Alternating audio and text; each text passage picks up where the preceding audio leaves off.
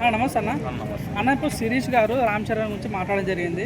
Game చేసిన flop అయితే hero మొత్తం మాట్లాడా, హీరో మన రెమ్యునరేషన్ మాకు రిటర్న్ ఇచ్చాడా అని అన్నాడు. ఈ రకంగా రామ్ చరణ్ పైన మాట్లాడడం ఎంతవరకు కరెక్ట్ అన్న? తప్పన్నది. ఎందుకంటే ఇప్పుడు డైరెక్టర్ నమ్మి యాక్టర్ దగ్గరికి వచ్చినప్పుడు ప్రొడ్యూసర్ సెలెక్ట్ చేసుకుని ఉంటారు. వాళ్ళు ప్రొడ్యూసర్ని సెలెక్ట్ చేసుకున్నాక ఈ రకంగా ప్రొడ్యూసర్ మీడియా ముందుకు వచ్చి అది రిలీజ్ అయ్యి కూడా 6 నెలలు అవుతుంది. ఎప్పుడు రామ్ చరణ్ మీద ఇట్లా మీడియా ముందుకు వచ్చి ఇట్లా చేయడం, ఇట్లా మాట్లాడడం అనేది అయితే చాలా బాధాకరమైన విషయం అన్న. ఫస్ట్ అని ఇంకోటి ఏంటంటే తమ్ముడు సినిమా, పవన్ కళ్యాణ్ సినిమా అది. సో ఈ తమ్ముడు సినిమా పెట్టుకొని రామ్ చరణ్ తిట్టడము, తమ్ముడు సినిమా కూడా బ్యాన్ చేస్తామని పవన్ కళ్యాణ్ ఫ్యాన్స్ కానీ రామ్ చరణ్ ఫ్యాన్స్ అంటున్నారు. ఇది నిజంగా బాయ్కట్ అయ్యే ఛాన్స్ ఉందన్న? కావాలన్నా. ఎందుకంటే ఇప్పుడు సినిమా అన్నాక ఆడియన్స్ చేతులు ఉంటుంది, ఒక స్క్రిప్ట్ రైటర్ చేతులు ఉంటుంది, ఒక డైరెక్టర్ చేతులు ఉంటుంది. అరే నువ్వు అట్లాంటి వాళ్ళని పట్టుకొని లోపల ఏదో మాట్లాడుకోవాలి కానీ చిన్న ఇష్యూ అయిపోయేది.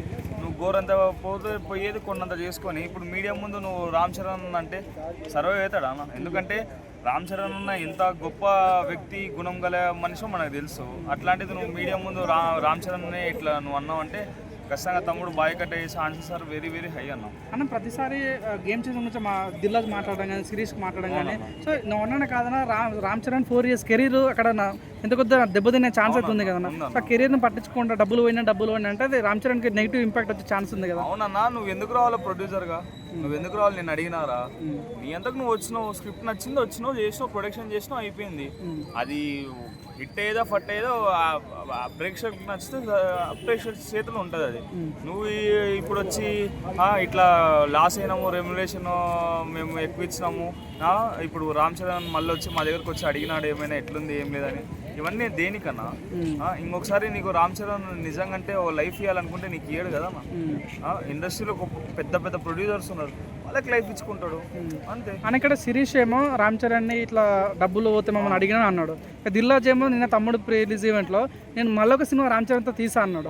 సో ఎందుకు దిల్రాజ్ డబుల్ గేమ్ ఆడుతున్నట్టు ఏం చెప్తారన్న? కరెక్టే అన్న, దిల్రాజ్ అయితే డబుల్ గేమ్ కన్ఫర్మ్గా ఆడుతున్నాడు. ఎందుకంటే ఇప్పుడు దిల్రాజు శిరీష్ కలిసి మన గేమ్ చేంజర్ ఫిలిం తీయడం జరిగింది. ఇద్దరు అండర్స్టాండింగ్ ఉన్నప్పుడే జరిగింటుంది అది ఒక ప్రొడక్షన్ అనేది. అట్లాంటిది ఇప్పుడు మళ్ళీ శిరీష్ ఈ మాట అనడము, దిల్రాజు ఇట్లా అనడము కొంతవరకు ఇది కొంచెం గేమ్ చేంజర్, ఈయన గేమ్ చేంజర్ లాగా మారిపోయింది. ఎవరు? దిల్రాజు. అదే అన్న వాస్తవం. ఒకవేళ గేమ్ చేంజర్ హిట్ అయి ఉంటే ప్రాఫిట్ లో షేర్ ఇచ్చేవాళ్ళ రామ్ చరణ్? ఎవరు ఇస్తారన్నా? ఎవరు? అలాంటప్పుడు ఎందుకు రామ్ చరణ్ మీద మాట్లాడడం? అదే మరి చెప్తున్నా కదా, ప్రాఫిట్ వచ్చినప్పుడు రామ్ చరణ్ అన్నకి ఏం క్రెడిట్ ఇయ్యరు. మేము ఇచ్చే క్రెడిట్ రామ్ చరణ్ నాకు పోయేది అంతే. వీళ్ళు ఏం షేర్ ఇయ్యరు, ప్రాఫిట్ ఇయ్యరు, ఏమి ఇయ్యరు.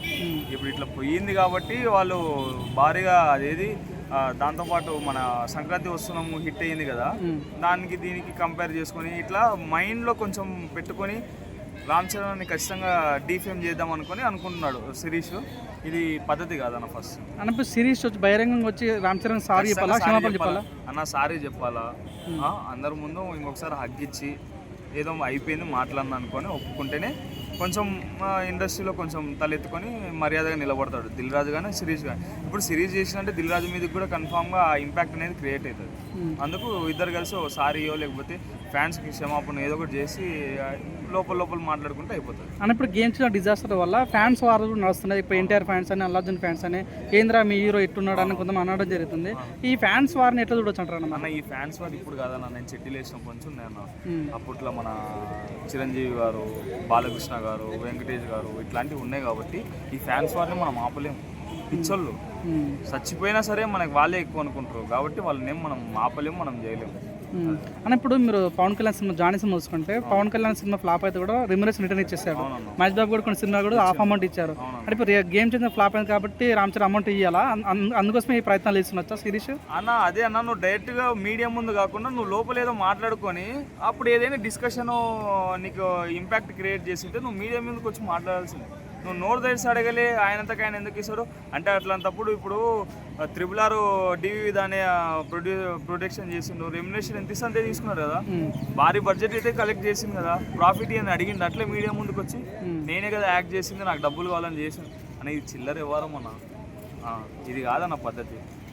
నువ్వు ఏం చెప్పినావు, రెమ్యునరేషన్ ఇచ్చినావు, నీకు స్క్రిప్ట్ నచ్చింది, నువ్వు ప్రొడక్షన్ చేసినావు, అది హిట్ ఆఫ్ అట్ట ప్రేక్షకుల చేతులు ఉంటుంది, వాళ్ళు నేర్పిస్తున్నారు అంతే, అయిపోతుంది. ఈరితో అయిపోదు కదా అన్న. ఇంకో సినిమా వచ్చినప్పుడు గుంజుకుంటారు కదా రామ్ చరణ్ అన్నతో అయితే. అదన్న. ఓకే, థ్యాంక్ యూ అన్న.